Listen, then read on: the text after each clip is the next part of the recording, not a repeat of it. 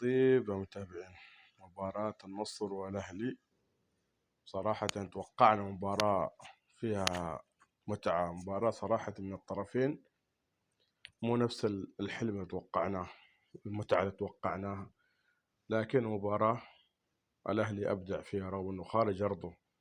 النصر داخل أرضه صراحة.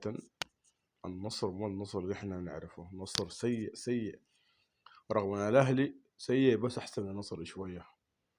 نتمنى إن شاء الله التوفيق للفريقين. اكتب في التعليقات أي مباراة عجبتك بين الطرفين بين الفريقين، كيف شايف أنت جمهور النصر وكيف شايف الأهلي. مشكورين المتابعين، وصل على الحبيب وقلبك يطيب. أشكر المتابعين على اللايكات والتفاعل في القناة في اليوتيوب، قناتي في التيك توك، قناتي في الفيسبوك، قناتي في السناب. شكرا لكم جدا يا متابعين.